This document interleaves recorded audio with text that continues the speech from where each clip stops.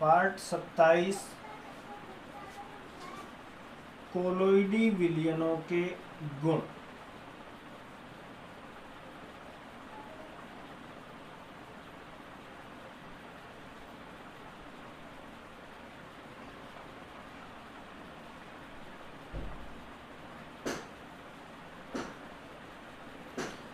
कोलोइडी विलयनों के गुणों के बारे में अगर हम बात करें तो करीब 6 पॉइंट हम पढ़ चुके हैं।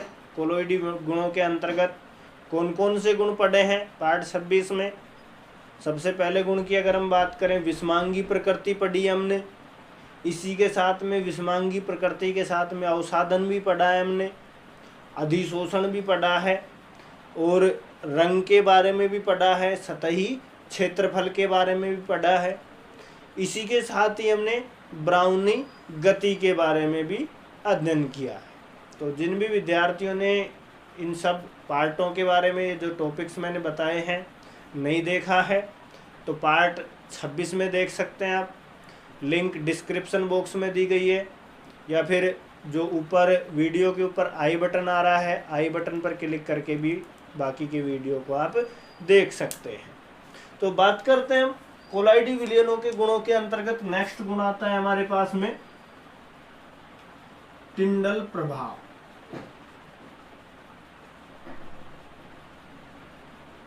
मोस्ट इम्पोर्टेंट टॉपिक है, अक्सर पूछा जाता है। जितने भी एग्जाम होते हैं जो राजस्थान बोर्ड की अगर हम बात करें तो लगभग 1-2 साल में इसकी क्या होती रहती है, पुनरावृत्ति होती रहती है कि एग्जाम में पूछा जाता है कि टिंडल प्रभाव क्या होता है, टिंडल प्रभाव को चित्र सहित समझाइए। तो टिंडल प्रभाव की बात करें, जो टिंडल प्रभाव है, टिंडल वैज्ञानिक का नाम है, इस वैज्ञानिक के नाम के आधार पर दिया गया है। टिंडल प्रभाव की बात करें तो टिंडल नामक वैज्ञानिक था। टिंडल नामक वैज्ञानिक ने क्या किया कि भाई एक तो प्रकाश पुंज लिया, प्रकाश स्रोत लिया, जैसे टॉर्च वगैरह बोल सकते हैं। दूसरा उन्होंने क्या किया, एक वास्तविक विलयन का पात्र लिया, दूसरा कोलोइडी विलयन वाला पात्र लिया, तीसरा निलंबन वाला पात्र लिया। तो और उनको बहुत अंधेरे बंद कमरे युक्त, जो अंधेरे युक्त कमरा है उसमें रखा। उसमें रख करके सबसे पहले उन्होंने क्या किया कि जो वास्तविक विलयन था, वास्तविक विलयन में क्या किया, प्रकाश पुंज प्रवाहित किया। यानी कि जो भी टॉर्च वगैरह थी या रोशनी वगैरह थी वास्तविक विलयन में से प्रवाहित की, यानी कि उसके ऊपर प्रकाश का पुंज डाला। तो डालने पर उन्होंने क्या देखा कि भाई उसमें कोई परिवर्तन नहीं हुआ। वास्तविक विलयन के जो कण थे वो चमकते हुए दिखाई नहीं दिए जब तक कि उन्हें प्रकाश पुंज के लंबवत ना देखा जाए। प्रकाश पुंज डाला, कोई प्रभाव नहीं पड़ा, लेकिन जिस स्रोत से प्रकाश पुंज डाला उसके यदि सामने की ओर देखते हैं तो कुछ जो प्रकाश पुंज दिखाई देता है, अन्यथा प्रकाश पुंज दिखाई नहीं देता है। फिर यही प्रयोग उन्होंने क्या किस पर किया, निलंबन पर किया। निलंबन में भी सेम यही बात आई। और यही प्रयोग किस पर किया, कोलोइडी विलयनों के ऊपर किया। तो कोलोइडी विलयनों के ऊपर करने पर उन्होंने क्या पाया कि भाई जो प्रकाश पुंज के मार्ग में जो भी कोलोइडी कण आ रहे थे वो कोलोइडी कण कैसे दिखाई दे रहे थे, चमकते हुए दिखाई दे रहे थे। तो प्रकाश स्रोत के मार्ग में जो कण आ रहे थे उनके चमकते हुए दिखाई देना ही क्या कहलाया, टिंडल प्रभाव कहलाया। भाई कोलोइडी विलयन है। अब टिंडल प्रभाव की परिभाषा की बात करें, कोलोइडी विलयनों में से प्रकाश पुंज प्रवाहित करने पर कोलोइडी कणों का चमकते हुए दिखाई देना ही क्या कहलाता है, टिंडल प्रभाव कहलाता है। अब टिंडल प्रभाव की अगर हम बात करें, जो एक कण है चमकते क्यों हैं, तो इन कोलोइडियल कण है, कोलोइडियल कणों के चमकने के पीछे का जो कारण है कि प्रकाश का प्रकीर्णन करते हैं। प्रकाश का क्या करेंगे, पहले अवशोषण करेंगे। जो अलग अलग प्रकाश है, जिस तरंग दैर्घ्य का अवशोषण ज़्यादा मात्रा में करेंगे, यानी कि जिस प्रकार की जो तरंग दैर्घ्य है, जिस प्रकाश पुंज का जो तरंग दैर्घ्य है उसका क्या करेंगे, अवशोषण करेंगे ज़्यादा मात्रा में। उसी तरंग दैर्घ्य का प्रकाश क्या होगा, हमें दिखाई देगा, यानी कि जो हमारे पास में कोलोइडी कण है उसी प्रकार के रंग के दिखाई देते हैं। तो ये जो परिक्षिप्त प्रावस्था है, और दूसरा क्या होता है कोलोइडी विलयन में, परिक्षेपण माध्यम होता है। तो परिक्षिप्त प्रावस्था और परिक्षेपण माध्यम, इन दोनों की जो तरंग धैर्य है उस पर इनके जो कलर है वो क्या करता है, डिपेंड करता है। इनके जो अपवर्तनांक होते हैं, अपवर्तनांकों के अंतर पर निर्भर करता है। तो टिंडल प्रभाव समझ में आया। टिंडल प्रभाव क्या है, प्रकाश पुंज प्रवाहित करते हैं कोलोइडी विलयन में, और उसको क्या करते हैं, कणों को देखते हैं तो कण क्या होते हैं, चमकते हुए दिखाई देते हैं, और इन कणों का चमकते हुए दिखाई देना ही क्या कहलाता है, टिंडल प्रभाव कहलाता है। कणों के चमकने का कारण क्या है, प्रकाश का प्रकीर्णन है। उसके बाद में लंबवत देखते हैं तो एक कोण बनाते हुए प्रकाश पुंज गुजरता है, जिसे क्या कहते हैं, टिंडल कोण कहते हैं। उसके बाद में नेक्स्ट अगर हम बात करें, एग्जाम्पल की बात करेंगे, तो पहले चित्र के द्वारा इसको क्या करते हैं, समझते हैं। तो टिंडल नामक वैज्ञानिक ने क्या किया, पात्र लिया, बंद अंधेरे युक्त कमरे में क्या किया, उसमें कोलोइडी और विलयन भरा। अब वास्तविक विलयन और निलंबन की बात नहीं कर रहे हम, केवल किसकी बात कर रहे हैं, कोलोइडियल विलयन की बात कर रहे हैं। मान लेते हैं कि यहाँ पे क्या है, ये हमारे पास में प्रकाश पुंज है, प्रकाश स्रोत है। यहाँ से क्या करेंगे, जो कोलोइडी विलयन है, कोलोइडी विलयन पर क्या डालेंगे, प्रकाश स्रोत डालेंगे, और इसमें क्या भरा हुआ है, कोलोइडी विलयन।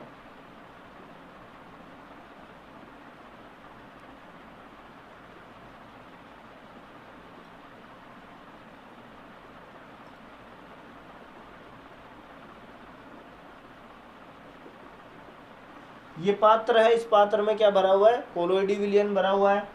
यहां से हम क्या कर रहे हैं, प्रकाश स्रोत इसमें से गुजार रहे हैं।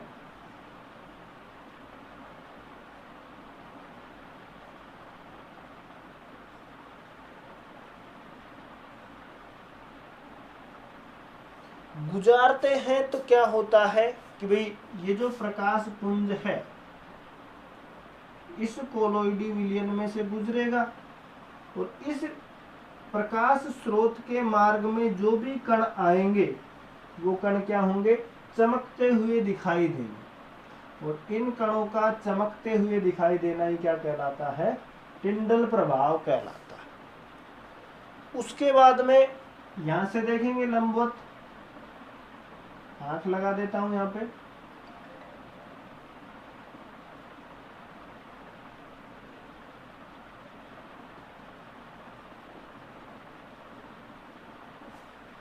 प्रकाश स्रोत हो गया।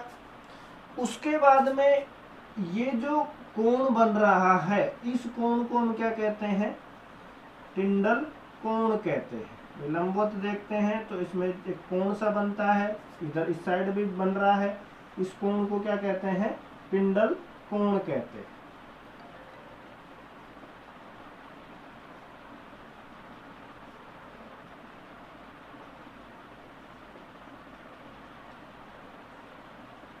ये चित्र किसका है, टिंडल प्रभाव, टिंडल इफेक्ट। तो टिंडल प्रभाव समझ में आ गया होगा आपको।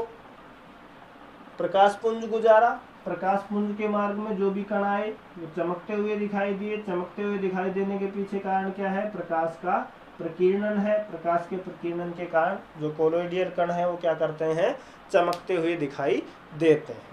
उसके बाद में एग्जाम्पल की अगर हम बात करें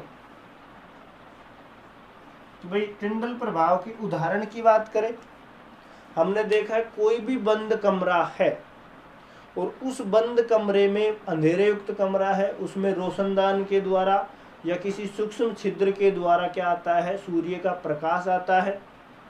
तो उसमें हम दो चीज़ों का अनुभव करते हैं। भाई उस प्रकाश स्रोत के मार्ग में धूल मिट्टी के जो कण हैं चमकते हुए दिखाई देते हैं हमें। तो चमकते हुए दिखाई देने का कारण क्या है, टिंडल प्रभाव है। टिंडल प्रभाव का एग्जाम्पल होगा। दूसरा, वो अनियमित टेढ़ी मेढ़ी गति करते हुए भी दिखाई देते हैं, डिस्को डांस करते हुए दिखाई देते हैं। वो किसका उदाहरण है? वो ब्राउनी गति का उदाहरण। तो कोई भी बंद अंधेरे युक्त कमरा है, उसके द्वारा, उसमें बंद अंधेरे युक्त कमरे में रोशनदान के द्वारा या फिर किसी भी सूक्ष्म छिद्र के द्वारा सूर्य का प्रकाश प्रवेश करता है, तो प्रकाश पुंज के मार्ग में जो भी कण आ रहे हैं वो चमकते हुए दिखाई देते हैं। वो तो टिंडल प्रभाव का सबसे बेस्ट एग्जाम्पल है। दूसरी अगर हम बात करें, जो कण दिखाई दे रहे हैं चमकते हुए, अनियमित गति भी करते हैं, वो किसका उदाहरण है? ब्राउनी गति का उदाहरण है। उसके बाद में नोट की अगर हम बात करें, एक नोट डाल सकते हैं इसमें, टिंडल प्रभाव भी समझ में आ गया भाई। जो कलर दिखाई देता है वो कलर अलग अलग क्यों दिखाई देता है? तो जिस भी रंग की तरंग दैर्घ्य सबसे कम होती है उसका प्रकीर्णन क्या होता है? सबसे अधिक होता है। कलर्स की बात करें, विबग्योर बोलते हैं, विबग्योर बैंगनी होता है, नीला, लाल, पीला, इस प्रकार कलर्स होते हैं। तो कलर्स की अगर हम बात करें भाई, जो प्रकाश का प्रकीर्णन हो रहा है तो किस कलर का हमें कोलोइडी विलयन दिखाई दे, वो किस पर निर्भर कर रहा है? पर उसकी तरंग दैर्घ्य पर निर्भर कर रहा है, कलर की तरंग दैर्घ्य पर निर्भर कर रहा है। तो जिस भी कलर का तरंग दैर्घ्य क्या होगा? सबसे कम होगा, उसका प्रकीर्णन उतना ही क्या होगा? अधिक होगा। वही कलर हमें क्या होगा? दिखाई देगा। अब एग्जाम्पल की बात करें, जो नीला कलर होता है, नीले रंग की जो तरंग दैर्घ्य है वो क्या होती है? सबसे कम होती है। और नीले रंग की तरंग दैर्घ्य सबसे कम होने के कारण ये प्रकाश का जो प्रकीर्णन है वो सर्वाधिक मात्रा में करता है। प्रकाश का प्रकीर्णन सर्वाधिक मात्रा में करने के कारण ही हमें जो आकाश का जो रंग नीला दिखाई देता है वो भी इसी कारण दिखाई देता है कि भाई नीले रंग की जो तरंग दैर्घ्य है वो क्या होती है? सबसे कम होती है। इसी कारण आकाश का जो रंग है वो कैसा दिखाई देता है? नीला दिखाई देता है। इसी प्रकार समुद्रों का जो जल होता है वो भी हमें दूर से नीला दिखाई देता है। ये सब किसके ऊपर डिपेंड कर रहा है? रंग की तरंग दैर्घ्य पर निर्भर करता है। उम्मीद है टिंडल प्रभाव आपको समझ में आया होगा। उसके बाद में टिंडल प्रभाव के बाद में नेक्स्ट बात करेंगे, जो नेक्स्ट गुण आता है वैद्युत गुण। तो वीडियो को पॉज करके आप ये चित्र वगैरह बना सकते हैं या फिर स्क्रीनशॉट ले सकते हैं। और चैनल पर नए हैं तो चैनल को सब्सक्राइब करें, जो बेल आइकन को दबाएं कि वीडियो जितने भी वीडियो डाली जाएं उन सभी की नोटिफिकेशन आपको मिलती रहे। और अपने दोस्तों को शेयर करें, लाइक करें और कमेंट करें। उसके बाद में हम बात करेंगे वैद्युत गुण के बारे में। तो पॉज कीजिए और नोट कीजिए। आता है हमारे पास में नेक्स्ट गुण की अगर हम बात करें तो अगला गुण आता है वैद्युत गुण।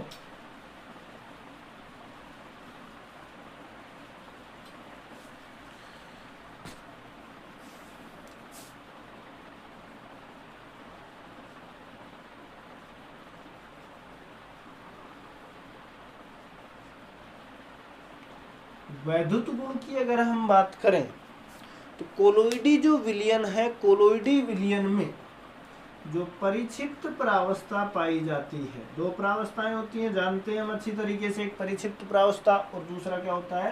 परिक्षेपण माध्यम। परिक्षिप्त जो प्रावस्था होती है, परिक्षिप्त प्रावस्था के कणों पर क्या होता है? आवेश पाया जाता है, इलेक्ट्रिक चार्ज पाया जाता है। और सभी कणों पर एक ही प्रकार का आवेश पाया जाता है, चाहे वो कैसा हो, धनावेश पाया जाए या फिर क्या पाया जाए? ऋणावेश पाया जाए। कोलोइडी कण है, कोलोइडी विलयन में परिक्षिप्त प्रावस्था पाई जाती है, यानी कि कम मात्रा में जो कण पाए जाते हैं वो परिक्षिप्त प्रावस्था कहलाती है। परिक्षिप्त प्रावस्था पर क्या पाया जा रहा है? चार्ज पाया जा रहा है, विद्युत आवेश पाया जा रहा है। और ये जो विद्युत आवेश पाया जाएगा सभी कणों पर क्या पाया जाएगा? समान पाया जाएगा। सभी कणों पर कैसा पाया जा रहा है? समान मात्रा में पाया जा रहा है, चाहे वो पॉजिटिव चार्ज पाया जाए या फिर नेगेटिव चार्ज पाया जाए। अतः समान आवेश के कारण क्या होगा? समान आवेश एक दूसरे कण को क्या करेंगे? प्रतिकर्षित करेंगे। प्रतिकर्षित करने के कारण ये आपस में क्या नहीं हो पाते हैं? संयुक्त नहीं हो पाते हैं। और संयुक्त नहीं होने के कारण ही ये एक दूसरे बड़े कण आकार के कणों में बदल नहीं पाते। ठीक इसी प्रकार दूसरा माध्यम क्या बचा? परिक्षेपण माध्यम बचा।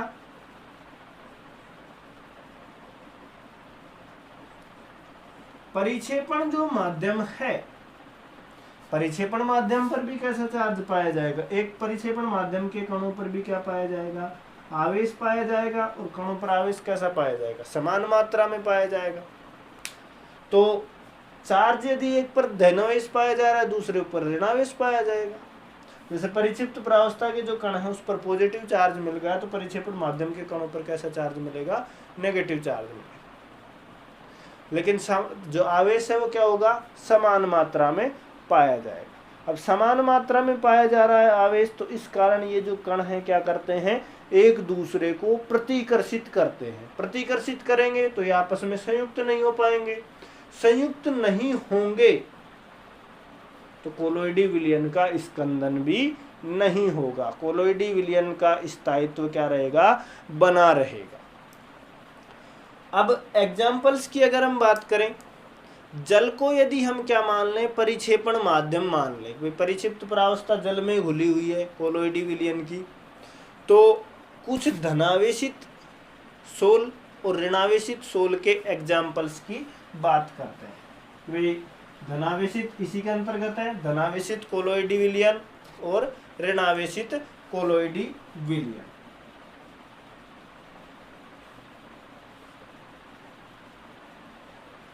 ऋणावेशित कोलोइडी सोल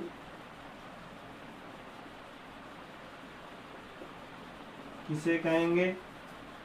और धनावेशित कोलोइडी सोल किसे कहेंगे? उनके एग्जाम्पल की बात करते हैं।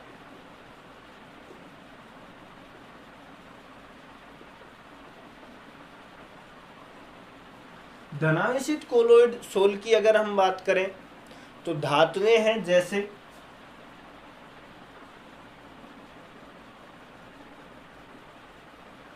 धातुओं के एग्जाम्पल की बात करें कौन कौन सी हैं? सोना है, चांदी है, कॉपर है, प्लेटिनम है आदि।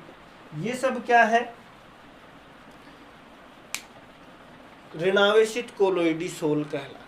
परिक्षिप्त प्रावस्था क्या हो गई? इसमें धातुएं हो गई। धातुओं पर कैसा चार्ज मिला? Positive charge. और परिक्षेपण माध्यम हमने जल लिया है, तो परिक्षेपण माध्यम क्या रहेगा? जल नेगेटिव का कार्य करेगा। उसके बाद में दूसरा एग्जाम्पल की बात करें, इसी का दूसरा एग्जाम्पल आता है धातु सल्फाइड।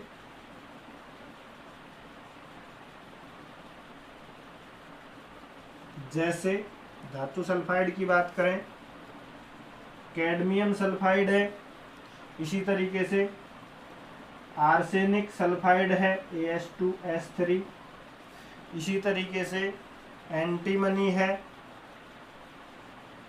Sb2S3 आदि। ये भी क्या है? ऋणावेशित कोलोइडी सोल कहलाते हैं। तीसरी अगर हम बात करें, सैलिसिलिक अम्ल है,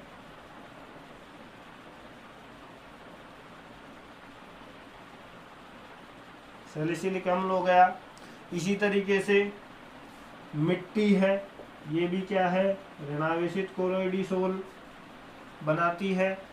चौथे एग्जाम्पल की बात करें, स्टार्च, जिलेटिन, ये भी किसके उदाहरण हैं? ऋणावेशित कोलोइडी विलयन के उदाहरण है। एग्जाम में ये पूछा जा सकता है कि भाई ऋणावेशित कोलोइडी विलयन के उदाहरण लिखिए। तो ऋणावेशित कोलोइडी विलयन के उदाहरणों में से आप धातुओं के, जैसे सोना है, चांदी है, कॉपर है, प्लेटिनम, ये लिख सकते हैं। या फिर धातुओं के सल्फाइड लिख सकते हैं। तो कैडमियम सल्फाइड है, आर्सेनिक सल्फाइड है, एंटीमनी सल्फाइड है, सैलिसिलिक अम्ल है, ये मिट्टी है, स्टार्च है, जिलेटिन है। ये किसके उदाहरण हैं? ऋणावेशित कोलोइडी विलयन के उदाहरण है। उसके बाद में धनावेशित कोलोइडी विलयन की बात करें, जलयोजिक धातुएं हैं। इसके एग्जाम्पल की बात करें, जलयोजित धातुएं या धात्विक, जैसे कौन कौन सी है? एल्यूमिना को जल में घोल दें, Al2O3.XH2O, x यहाँ पे जल की मात्रा को बता रहा है, जल में धातुओं को घोलने। इसी तरीके से Fe2O3 डॉट XH2 आंशिक रूप से जल में घुलनशील होते हैं। जो हाइड्रोजन चैप्टर पढ़ा था कक्षा 11 में, उनमें एग्जाम्पल पढ़े थे हमें जलयोजित धात्विक के। इसी तरीके से और एग्जाम्पल की बात करें, एल्युमिनियम हाइड्रोक्साइड है AlOH का होल थ्राइस, आयरन हाइड्रोक्साइड है, फेरिक हाइड्रोक्साइड आदि। दूसरे एग्जाम्पल की बात करें, ऑक्साइड है, जलयोजित धात्विक ऑक्साइड हो गए। इसी तरीके से ऑक्साइड की अगर हम बात करें, टाइटेनियम ऑक्साइड है, ये भी किसके उदाहरण है? धनावेशित कोलोइडी विलयन के उदाहरण है। इसी प्रकार क्षारीय रंजक है, जैसे मैथिलीन ब्लू है, क्षारीय रंजक जैसे मैथिलीन ब्लू या मैथिलीन नीला। तो ये है एग्जाम्पल किसके? धनावेशित कोलोइडी विलयन के। तो एग्जाम पे ये भी पूछा जा सकता है कि भाई धनावेशित कोलोइडी सोल के एग्जाम्पल लिखिए। तो इनमें से धात्विक जलयोजित धात्विक ऑक्साइड है, जैसे एल्यूमिना है, हेमेटाइट भी बोलते हैं इसको। नेक्स्ट जो चैप्टर पढ़ेंगे तत्वों के निष्कर्षण सिद्धांत एवं प्रक्रम, उसमें इनके बारे में चर्चा करेंगे। एल्युमिनियम हाइड्रोक्साइड है, फेरिक हाइड्रोक्साइड है, टाइटेनियम ऑक्साइड है, क्षारीय रंजक है, मैथिलीन ब्लू। तो इन सब का आप क्या कर सकते हो? एग्जाम्पल के रूप में उपयोग कर सकते हैं। ये धनावेशित कोलोइडी विलयन और ये ऋणावेशित कोलोइडी विलयन। तो उम्मीद है दोनों जो गुण हैं वो समझ में आए होंगे इस पार्ट के अंतर्गत कि भाई टिंडल प्रभाव क्या है और वैद्युत गुण क्या है। कोलोइडी विलयन के गुणों के बाद में हम नेक्स्ट पार्ट में पढ़ेंगे आवेश उत्पत्ति। जो कोलोइडी विलयन है, कोलोइडी विलयनों पर आवेश की उत्पत्ति। भाई जो कोलोइडी विलयन है उन पे आवेश की उत्पत्ति किस प्रकार से होती है, इन सब के बारे में हम वीडियो के नेक्स्ट पार्ट में चर्चा करेंगे। तो वीडियो पसंद आया तो वीडियो को लाइक करें, कमेंट करें और अपने दोस्तों को शेयर करें। और सभी प्रकार की नोटिफिकेशन प्राप्त करने के लिए केमिस्ट्री से रिलेटेड जितनी भी जानकारी इस वीडियो पर दी जाएंगी उन सभी को निःशुल्क प्राप्त करने के लिए आप चैनल को सब्सक्राइब कर सकते हैं। साथ ही जो बेल आइकन है उसको प्रेस कीजिए। तो मिलते हैं हम वीडियो के नेक्स्ट पार्ट में। धन्यवाद।